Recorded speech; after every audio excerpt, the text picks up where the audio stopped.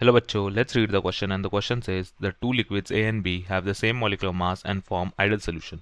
The solution has the vapor pressure of 700 mm at 80 degrees Celsius. The above solution is distilled without reflex. 3/4 of the solution is collected as condensate. The mole fraction of A in the condensate is 0.75 and that in the residue is 0.3. The vapor pressure of the residue at 80 degrees Celsius is 600 mm. The mass ratio B and A in the solution at equilibrium at 80 degree Celsius was. तो हमें बताना है कि mass ratio of B और ए क्या था at equilibrium जब temperature 80 degree Celsius था. तो यहाँ पर जो की कंसेप्ट लगेगा वो लग जाएगा सॉल्यूशंस का. सॉल्यूशंस अब हम देखेंगे एग्जैक्टली हो क्या रहा है इसमें. तो हम देखते हैं कि हम बोलेंगे पहले तो let the solution have moles of A as X and moles of B as Y. तो हम क्या बोलेंगे एन ऑफ ए यानी moles of A is equal to X and moles of B is equal to Y. ठीक है.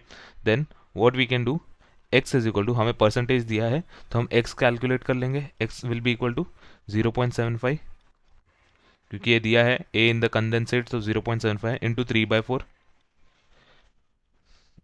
x plus Y plus 0.3 into 1/4 multiplied by x plus Y. अब हम क्या करेंगे, डिवाइड इनको बोथ साइड्स में x by Y से डिवाइड कर लेंगे. तो x by X plus Y ये क्या हो जाएगा, फिर मोल फ्रैक्शन हो जाएगा, राइट. तो यहाँ पे मिलेगा 0.75 multiplied by 3/4 plus 0.3 multiplied by 1/4. तो जब हम ये सॉल्व करेंगे तो हमें मोल फ्रैक्शन क्या मिल जाएगा, 0.6375. 0.6375 हमें मिल जाएगा मोल फ्रैक्शन ए का. दिस इज कैपिटल एक्स से यानी मोल फ्रैक्शन ऑफ ए. अब हम आगे बढ़ेंगे और देखेंगे मोल फ्रैक्शन ऑफ बी क्या हो जाएगा. सिमिलरली यहाँ पे मोल फ्रैक्शन ऑफ ए यानी 1 माइनस मोल फ्रैक्शन ऑफ ए करेंगे तो हमें मोल फ्रैक्शन ऑफ बी मिल जाएगा.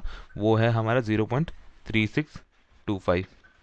एक बार हमें मोल फ्रैक्शन ऑफ बी मिल गया है तो हम क्या कर लेंगे, मासेस का निकाल लेंगे. तो M B upon M A कर लेंगे is equal to number of moles of B, number of moles of B यानी N B multiplied by molar mass of B, molar mass of B divided by molar moles of A multiplied by molar mass of A. Then what we can do, यहाँ पर हम बोलेंगे molar mass of A is equal to molar mass of B, since molar mass of A is equal to molar mass of B, therefore ये क्या हो जाएगा, mass ratio यानी MB by MA will be equal to, यहाँ से ये और ये कैंसिल हो जाएगा क्योंकि ये दोनों सेम टर्म्स हैं. तो यहाँ पे हमें मिल जाएगा N B by N A, और एन बी क्या था, वाई था, और एन ए क्या था, एक्स था. तो जब हम वाई और एक्स का देखेंगे क्या है तो यहाँ पे हो जाएगा क्या, this is going to be equal to, अगर हम y और x को x प्लस वाई से डिवाइड करें तो क्या हो जाएगा, वो दोनों ही सेम हो जाएगा क्योंकि वो और वो अपने आप कैंसिल हो जाएगा. इसीलिए हम क्या कर सकते हैं, y को x प्लस वाई से डिवाइड कर लेंगे यहाँ पर ऊपर, और x को भी x प्लस वाई से डिवाइड कर लेंगे क्योंकि अगर हम इसको कैंसिल करेंगे तो ये तो 1 ही होने वाला है, राइट. तो y बाई एक्स ही मिलने वाला है, तो that is not making any difference. तो y by X plus Y को हम क्या बोल सकते हैं, उसे हम कह सकते हैं एक्स बी.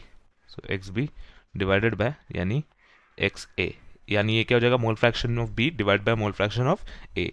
तो हम क्या बोल सकते हैं कि mole fraction of B divided by mole fraction of A जब हम करेंगे तो हमें दोनों का वैल्यूज पता है और वो सब्सटीट्यूट करेंगे तो हमें मिल जाएगा 0.3625 divided by 0.6375 is going to be equal to 29/51. और ये ऑप्शन हमें कौन से इसमें दिया है, ये ऑप्शन हमारा दिया है ऑप्शन नंबर बी में, दैट इज 29:51.